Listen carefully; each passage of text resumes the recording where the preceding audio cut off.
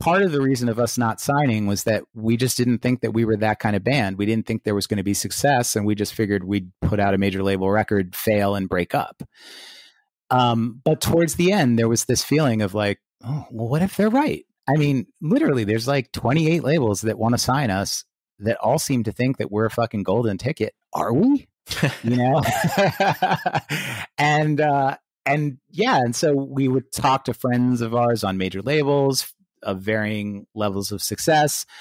We were trying to get a hold on like, I remember hooking up with Zach at one point when we played at the Troubadour in LA, and he came to the show, and afterwards I was talking to him about it, and he was like, look, he's like, we signed with Michael Goldstone at Epic.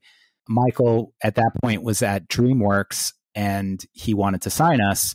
And so Zach basically was just like, I will just say I'll co-sign on Michael completely. Like, he will give you complete independence and freedom. And so I was like, okay, fuck, I got to think about that. Like there was a lot of things that were making me feel like maybe this was viable. And I think we all started feeling that way. But ultimately, I think our relationships just were not great. And they weren't great for a ton of reasons.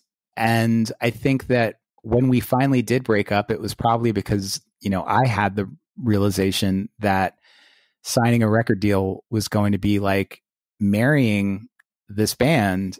And I was like, I don't think that we're marriage material. The other sort of pressing issue for me was that during that time, I was also struggling insanely with not being able to come out.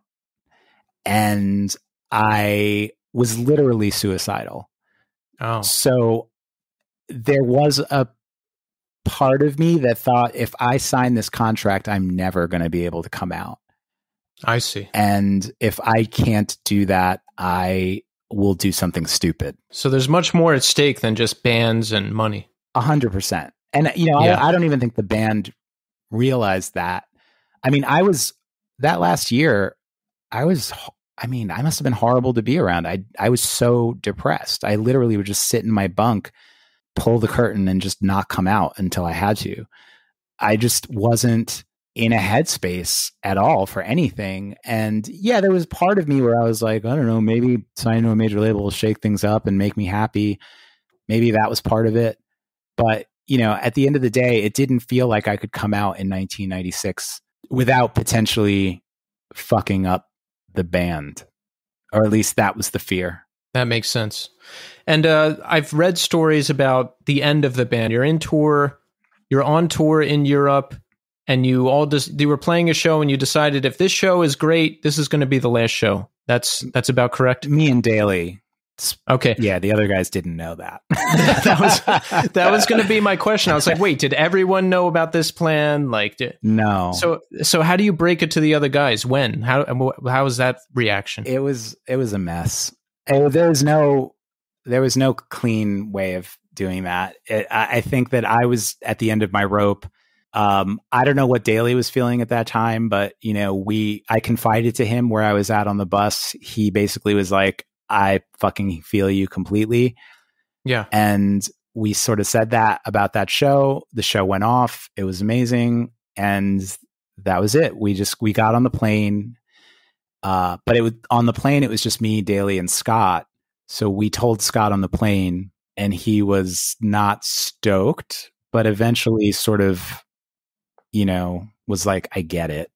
And so that was okay. But then the hard part was that I had to tell Garrett, and he was hanging out in Europe after the tour. He stayed. So I had to talk to him I think he was in France or something. And I called him, and it wasn't pretty. I can imagine. But I mean,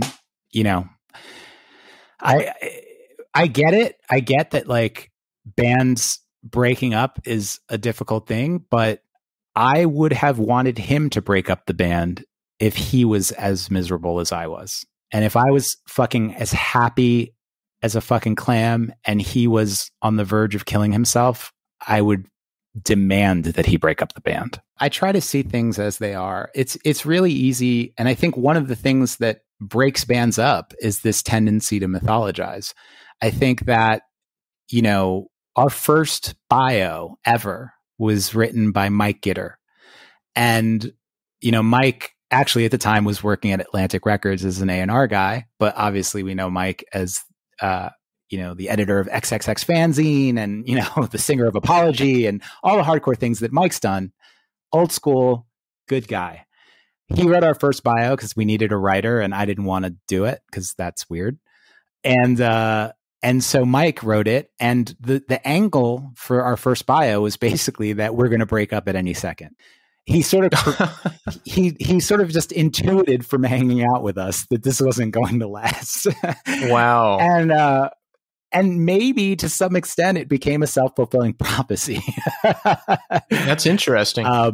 But I do think people do tend to create these mythologies around bands that are unhealthy and create toxic situations for bands that maybe don't need to be there.